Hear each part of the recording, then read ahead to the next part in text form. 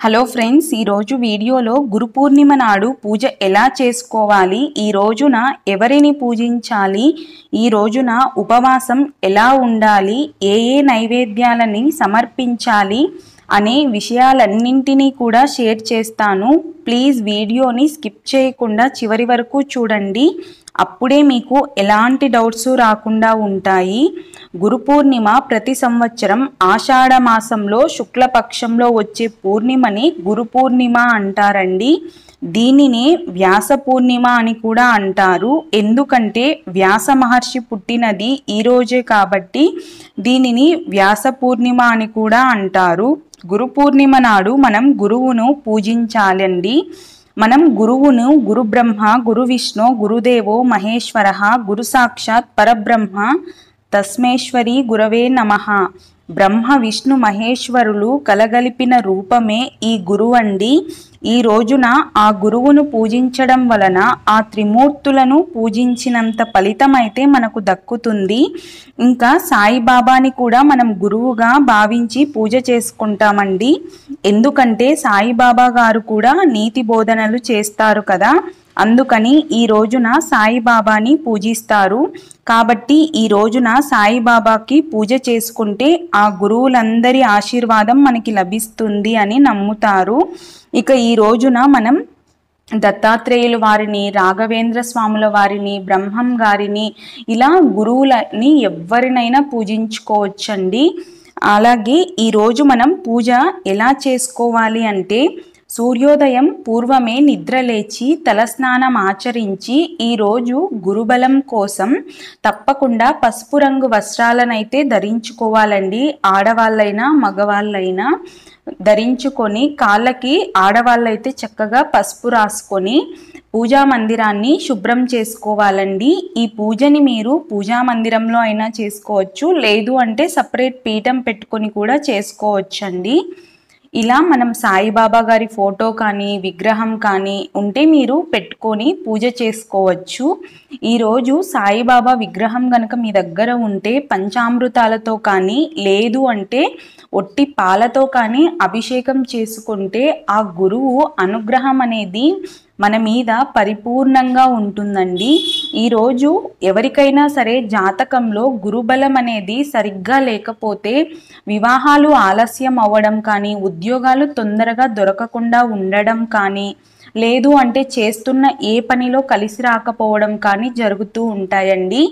ఈ గురువు పరిపూర్ణ అనుగ్రహం కోసం గురుదేవుల వారికి ఈ రోజున శనగల హారాన్ని మాలగా చేర్చి సాయిబాబాకి కానీ, రాఘవేంద్ర స్వామికి కానీ, దత్తాత్రేయుల వారికి కానీ సమర్పించండి. అలాగే శనగలని ఈరోజు గుడిలో ప్రసాదంగా పంచిపెట్టినా చాలా మంచిదండి.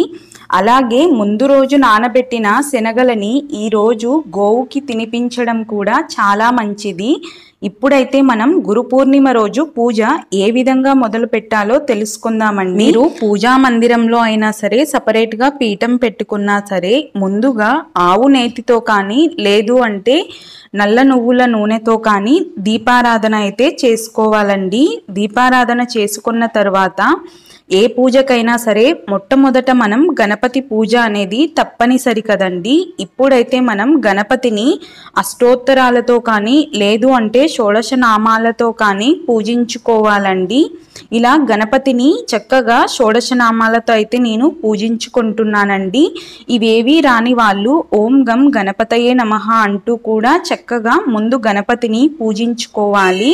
ఇలా గణపతిని పూజించుకున్న తర్వాత ఇప్పుడైతే మనం సాయిబాబాని కూడా సాయిబాబా అష్టోత్తరాలతో పూజించుకోవాలండి. సాయిబాబా అష్టోత్తరాలు చదవడం కానీ, లేకపోతే అవి మీకు అందుబాటులో కానీ లేకపోతే ఓం శ్రీ సాయినాథాయ నమః అని కూడా మీరు పుష్పాలని కానీ, అక్షింతలని కానీ వేస్తూ చదువుకోవచ్చండి 108 సార్లు. ఇక్కడ మనం అలాగే చక్కగా ధూపం వేసుకోవాలండి. మీరు నైవేద్యాలని ఏవైతే తయారు చేసుకున్నారో వాటన్నింటినీ కూడా బాబా గారి దగ్గర పెట్టుకోవాలి. ముఖ్యంగా ఈరోజు శనగలని నైవేద్యంగా పెట్టడం మర్చిపోకండి. ఎందుకంటే ఈ గురు పౌర్ణమి రోజు కానీ లేదు గురువారం రోజు కానీ మనం శనగల నైవేద్యం అనేది బాబా గారికి ఇస్తూ ఉండడం చాలా ముఖ్యం అన్నమాట. ఇలా శనగలని మనం నైవేద్యంగా పెట్టుకున్న తర్వాత ఇంకా బాబా గారికి పాలతో తయారు చేసినటువంటి ఏవైనా తీపి పదార్థాలని కూడా మీరు నైవేద్యంగా పెట్టుకోవచ్చండి. అలాగే ఏవైనా పండ్లు కానీ లేదు అంటే మీరు కిచిడీని కూడా పెట్టుకోవచ్చు, బ్రెడ్ను పెట్టుకోవచ్చు, చపాతీలను కూడా పెట్టుకోవచ్చు. నాన్ వెజ్ కాకుండా ఎవరి శక్తి కొలది ఎవరు చేసుకున్నవి ఆ రోజు బాబా గారి ముందు నైవేద్యంగా అయితే పెట్టుకోవచ్చండి.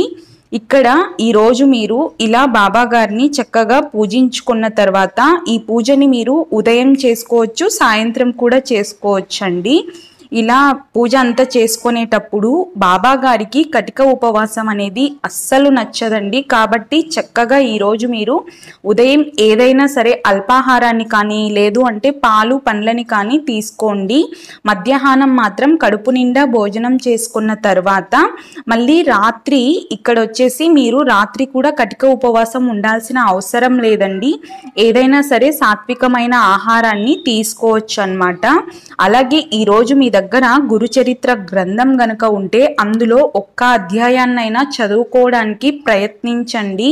ఈరోజు గురు చరిత్ర కానీ సాయిబాబాకి సంబంధించిన ఏవైనా చరిత్రలు ఉంటాయి కదండి బుక్కులు, వాటిలో ఒక్క అధ్యాయాలనైనా చదువుకోవడానికి తప్పకుండా ప్రయత్నించండి. ఇప్పుడైతే మనం సాయిబాబా గారికి కొబ్బరికాయని సమర్పించుకున్నామండి. కొబ్బరికాయ కొట్టేసుకున్న తర్వాత మంగళ నీరాజలాన్ని స్వామికి మనం సమర్పించుకోవాలండి కర్పూరంతో.